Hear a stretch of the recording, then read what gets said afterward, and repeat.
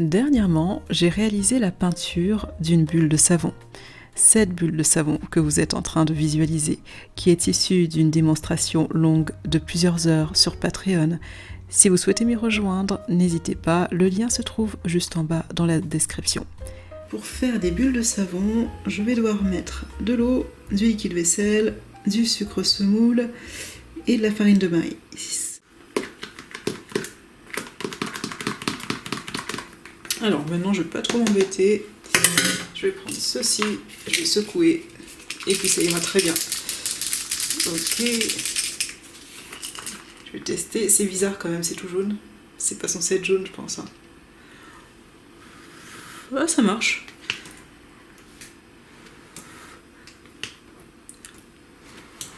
Ouais mais c'est liquide jaune, c'est bizarre quoi. Je sais pas, alors soit ça doit être le liquide vaisselle qui a donné la couleur, puisque j'ai utilisé du sucre, de la maïzena, c'est le liquide vaisselle qui a fait ça.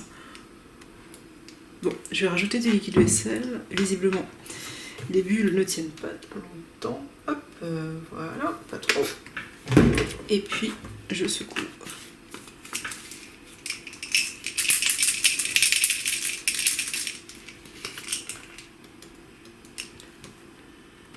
C'est un peu mieux. On va tester dehors.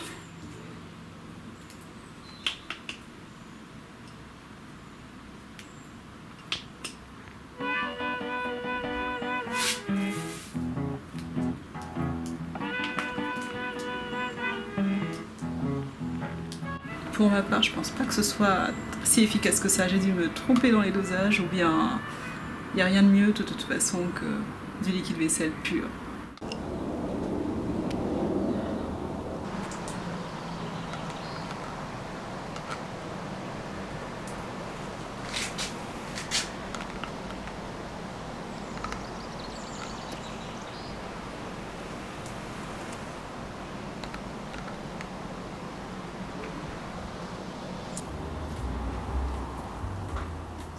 Voilà, là elles sont belles, elles sont colorées.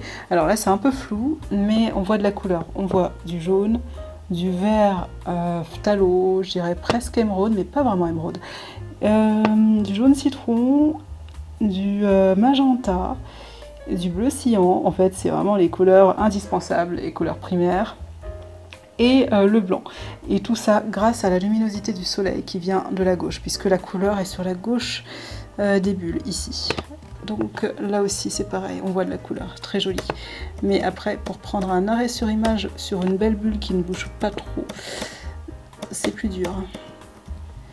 Ok. Donc, alors là, j'ai fait un petit test aussi. Avec la bulle qui est près du vêtement noir, on voit qu'en fait elle est vraiment éteinte. Donc non, pour ça, faut éloigner la transparence de vêtements noirs. Il faut vraiment le mettre dans... Enfin la bulle, j'aurais dû la mettre à ce moment-là dans une zone entre les deux, ni trop clair, ni trop foncé, dans la pénombre, histoire que le soleil, la lumière puisse impacter la bulle et qu'on puisse voir quand même la différence entre la zone très éclairée et la zone dans la pénombre. Mais si on met dans le noir, en fait, ça efface complètement les tracés de la bulle, en fait, les contours de la bulle, et on ne voit plus rien. Je pense que pour exploiter ces photos, c'est des vidéos, mais bon, en fait, les vidéos, c'est plein de séquences de photos qui sont arrêtées en petits morceaux. Pour les exploiter, il va falloir que je fasse du montage. Parce que clairement, là, en l'état, les bulles ne sont pas assez vives, en fait. Représenter ça dans une peinture, ça ne va pas du tout. Donc, il faut faire du post-production, il faut augmenter la vivacité des couleurs, il faut augmenter la saturation, il faut augmenter les contrastes pour qu'on puisse bien la voir. Et comme c'est une étude et que je n'ai pas envie de m'embêter, eh bien en fait je vais prendre une image que j'ai de Pixabay qui est sur ma tablette, celle-ci, qui est déjà comme il faut. Elle est déjà très très saturée. On ne verra pas dans la réalité une bulle de ce type-là, aussi vive, aussi belle, aussi ronde, aussi saturée en couleurs. C'est exactement les mêmes couleurs que je vois sur ma bulle ici, mais en plus saturée. Donc là, les tons ont été forcés, les contrastes ont été forcés, les couleurs, etc. La saturation, tout a été forcé ici. Et donc voilà, mais dans le cas contraire, si j'avais eu le temps et que j'avais pris le temps, eh bien j'aurais certainement pris pris un écran, une photo screenshot plutôt, et je l'aurais retravaillé. Donc voilà, on va passer à la peinture. Cette bulle de savon est un sujet qui est semi-abstrait, entre réalisme et abstraction. Pourtant, j'ai privilégié une approche de peinture plutôt classique. Alors, en quoi la peinture de type académique m'a fait progresser dans ma pratique artistique? Je vous révèle tout cela dans cette vidéo. La formation de type académique a cet atout majeur, ce sont des règles qui sont immuables, qui ne changent pas. Il s'agit d'un livre de recettes en quelque sorte qui a montré que si on l'appliquait, eh bien ça réussit à tous les coups. Donc on suit la recette et forcément à la fin on a un résultat. Après, par la suite, après ce résultat, eh bien on a juste à adapter. On veut un peu plus de sel, on veut un peu plus de poivre, quelques épices, etc. Et là, eh bien c'est à l'artiste d'adapter à sa sauce à partir de ce livre de recettes. L'autre chose, c'est qu'il y a aussi moins de réflexion. Donc c'est quelque chose qu'on nous donne, on suit les lignes qui sont données. La concentration est orientée plus sur l'exécution, sur le travail, sur l'exercice, sur la répétition, etc., etc. Donc on réfléchit moins. On a tout qui a été réfléchi par le passé, par les grands maîtres, on a juste à appliquer. Donc ça, c'est vraiment très très reposant. L'autre chose, c'est que c'est plutôt rassurant pour quelqu'un qui va débuter. Il va partir de toute façon du général vers le particulier. Et c'est comme ça dans tous les domaines. Vous regardez la formation en général des élèves. Qu'est-ce qu'on fait? Eh bien, tous les élèves étudient le même tronc commun. Ils sont tous généralistes.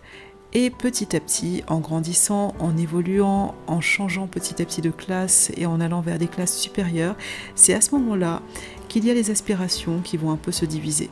Et c'est à ce moment-là qu'on va orienter vers le spécifique, vers le particulier. Eh bien, c'est exactement pareil dans les arts. Dans les arts, il y a un tronc commun.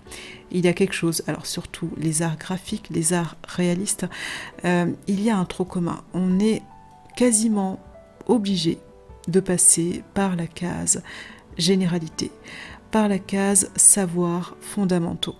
On doit connaître les fondamentaux liés à la perspective, par exemple. Si on souhaite dessiner ou peindre du portrait, on doit connaître un minimum d'anatomie. Donc ça, c'est le général.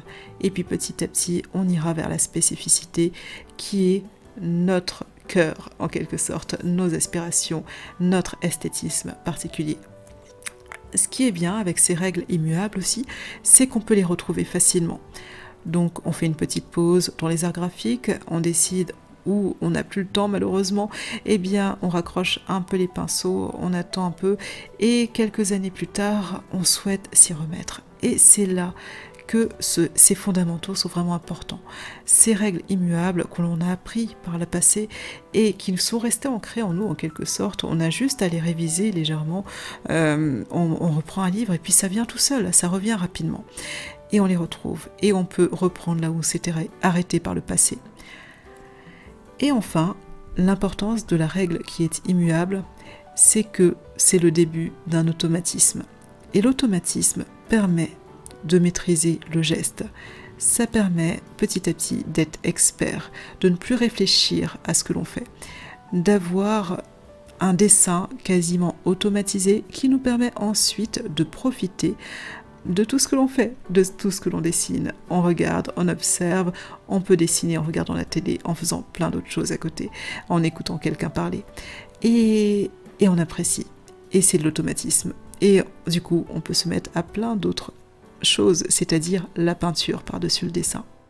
Vous me voyez souvent peindre sur du papier, eh bien c'est pas n'importe quel papier, surtout pour l'étude que je réalise actuellement.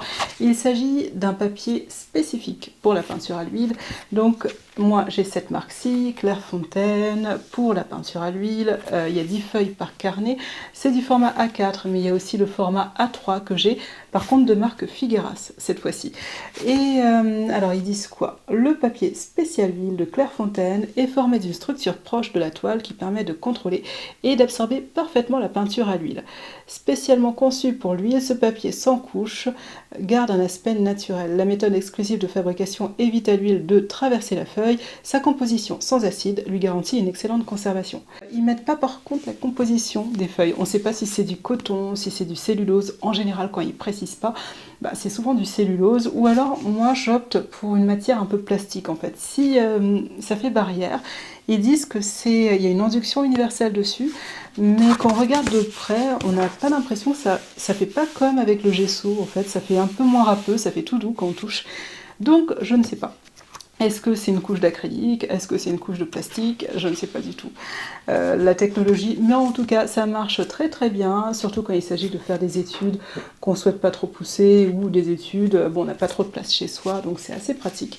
Et on peut les encadrer dans un cadre pour photo classique. Pourquoi la formation de type académique m'a permis de m'améliorer? Parce que ce sont des principes qui sont anciens, qui ont fait leurs preuves, qui ont été testés par nombreux artistes avant nous, à nos jours contemporains en quelque sorte. Donc ça a été testé et ça a été prouvé que ça marche. Ce sont des principes anciens qui ont été améliorés et qui ont été bonifiés avec le temps. Petit à petit, chaque artiste, chaque maître, petit à petit, a rajouté sa touche, a rajouté quelque chose et a enrichi ce savoir-faire. Donc, les principes anciens, en général, quand on veut bien faire, on les suit. C'est un peu comme des recettes de grand-mère, ça a fait leur preuve, même si quelquefois on ne sait pas pourquoi, mais on sait que ça va mieux, donc on les suit. Donc après, les principes anciens, c'est quand même assez scientifique, on nous précise pourquoi ce serait mieux de faire ci plutôt que ça. Tout est écrit, tout est consigné dans des livres. L'autre chose, c'est qu'on bénéficie. Comme on bénéficie de l'expérience des anciens, c'est un gage de sûreté pour nous. On sait qu'il y a de l'expérience derrière. Par contre, le point négatif, c'est que on sait que par le passé, les anciens étaient un peu contraints de peindre ce que les autres voulaient d'eux. Donc, il y a une sorte de privation de liberté artistique quand on parle de peinture académique, quand on parle du salon par exemple, on sait que c'est une sorte de privation de liberté artistique. Les peintres, les artistes ne pouvaient pas forcément faire tout ce qu'ils voulaient, ne pouvaient pas forcément représenter leur esthétisme personnel, représenter des émotions internes. Non, ils avaient vraiment des sujets qui étaient imposés et qui étaient classifiés en fonction de l'importance qui était accordée à un petit groupe de personnes qui décidaient que c'était ainsi. Et donc ça, c'est les points négatifs effectivement de l'histoire de cette formation académique. C'était plus un artisan. L'artiste était artisan au service de la noblesse. L'artiste était artisan au service d'un critère d'esthétisme bien particulier, bien dicté. Il y a des sujets à traiter et des sujets qu'il ne faut pas traiter. Comment les coups de pinceau doivent être posés sur la toile, comment ils doivent être estompés, etc. Qu'est-ce qu'une toile finie, qu'est-ce qu'une toile non finie. Donc ça, c'est vraiment les points négatifs, je dirais, effectivement, de la peinture dite académique. Après, l'avantage, c'est que aujourd'hui, on est dans des temps qui sont contemporains. Aujourd'hui, on a une grande liberté d'expression. On n'a jamais vu autant de mouvements artistiques se créer. Ça plaît ou ça plaît pas forcément, mais c'est comme ça. Et il y a une sorte de liberté de pensée de l'artiste qui est bien présente. Et de nos jours, on fait ce qu'on veut du coup. Donc aujourd'hui, je peux bénéficier de l'enseignement technique des anciens, mais également de celle de mes contemporains. Je prends ce qui m'intéresse dans chacun et je me forme constamment. Il y a l'enseignement technique, donc par exemple la technique sur l'imprimatura, la grisaille, le glacis et leurs effets, et il va y avoir une sorte de choix que je vais faire. Je vais conserver ce qui peut m'être utile dans ma propre vision de l'esthétisme. Donc si je souhaite avoir tel ou tel effet, parce que je sais que l'imprimatura par exemple me permet d'avoir un effet un peu plus chaleureux sur ma peinture finale, eh bien je vais décider de faire une imprimatura. Si je veux une peinture qui est un peu plus profonde, tiens, je vais décider de faire un peu plus de glacis. Mais je ne suis pas obligée, en fait. Toutes ces techniques sont au service de mes aspirations, de mon esthétisme personnel. L'autre chose, c'est que l'esthétisme est celui qui me convient et non celui qui va être dicté par des règles rigides de peinture académique. Donc, encore une fois, je décide de ce qu'il est bon de garder ou de ce qu'il est bon de laisser, en tout cas pour mes propres travaux. Donc vous l'aurez compris, j'adapte les enseignements reçus en fonction du tableau que je souhaite réaliser. L'enseignement académique en dessin et peinture a fait ses preuves.